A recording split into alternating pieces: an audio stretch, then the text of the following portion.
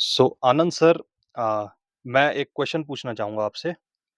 जैसे आज मॉर्निंग में हम लोग डिस्कस कर रहे थे कि कोई आर्टिस्ट कुछ गा रहे होते हैं और लोगों की आँखों में आँसू आ जाते हैं। कुछ लोग बहुत लिटरली ऐसे रोने लगते हैं।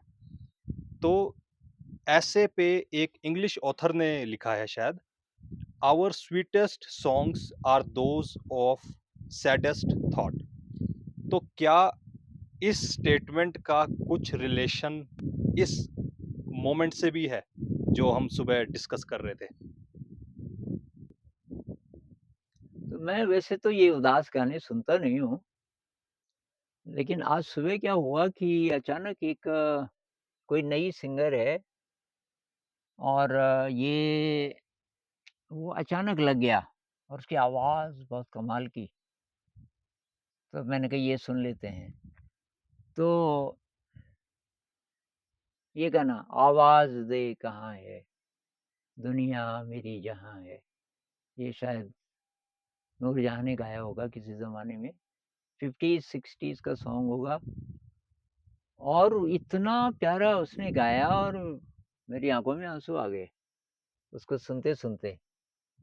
तो फिर मैं देखने लगा क्योंकि मुझे तो पत्थर दिल माना जाता है, मेरी आँखों में आँसू बहुत रेयर आते नहीं हैं।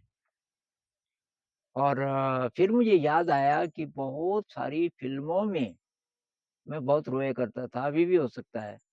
अभी भी कुछ-कुछ फ़िल्में हैं कि मुझे मेरे आँसू आ जाएँगे। तो ये क्या चीज़ है?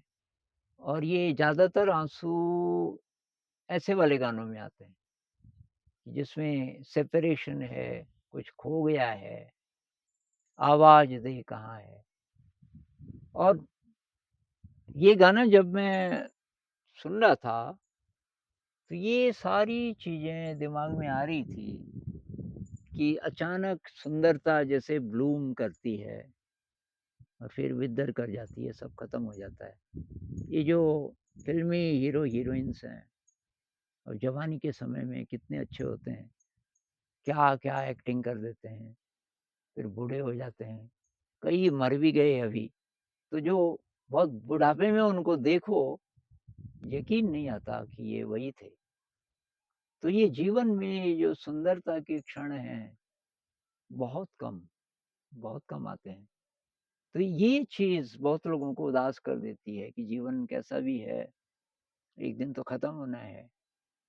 शायद यहीं से ये निहिलिज़्म आया, एब्सर्डिज़्म आया, एक्जिस्टेंशियलिज़्म आया, ये जो वेस्ट की जितनी फ़िलॉसफ़ीज़ हैं ये शायद और बहुत हद तक वर्ल्ड वॉर से प्रभावित और नई साइंस से प्रभावित क्योंकि साइंस ने बहुत गड़बड़ की इस दिशा में। बाहर की जगत में तो बहुत बड़ा-बड़ा चमत्कार किया, लेकिन जो फ़ेथ था लोगों का, चाहे वो फ़ेथ अंधविश्वास पे ही टिका रहा हो, लेकिन वो छीन लिया लोगों से।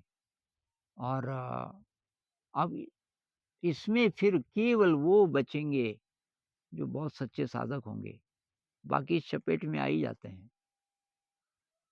तो ये क्या बात है इन गानों में? तो फिर कुछ देर मैं ऐसे ही गाने सुनने लगा, तो एक रफ़ी साहब का है ना वो दुनिया के रखवाले, सुन दर्द भरे मेरे नाले।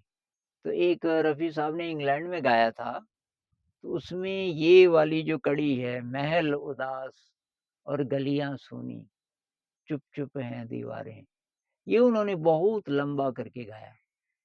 गलियाँ सूनी, तो सूनी बहुत लंबा करके, जैसे दूर तक देख रहे हो कोई नहीं है, चारों तरफ उदासी है और वो किसी अपने को ढूँढ रहा है, वो कहीं है ही नहीं।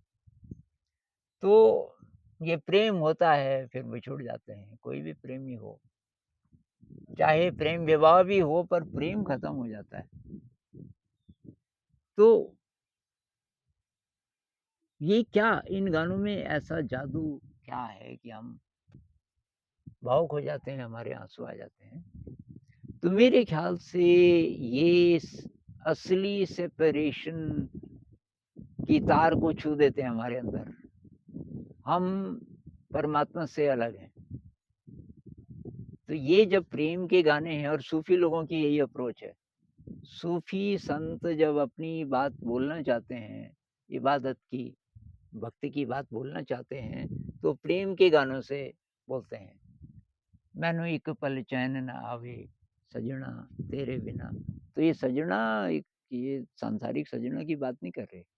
लेकिन इसके साथ बहुत सारे लोग समझ सकते हैं मतलब उस फीलिंग को क्योंकि प्रेम की फीलिंग को इंसान समझता है।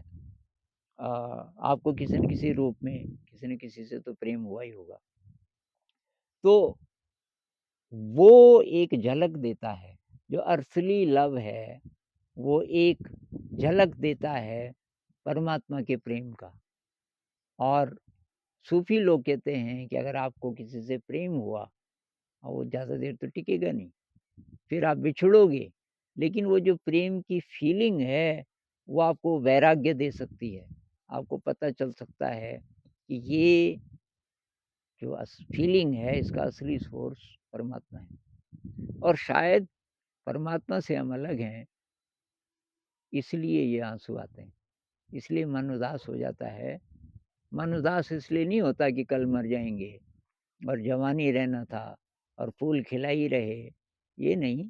लेकिन मेरे ख़्याल से डीप डाउन ये है कि ये सारा तो जो संसार का जो डांस है प्रकृति में, इससे कोई शिकायत नहीं है, लेकिन वो नहीं मिला। जहाँ से हम आए थे, वो नहीं मिला।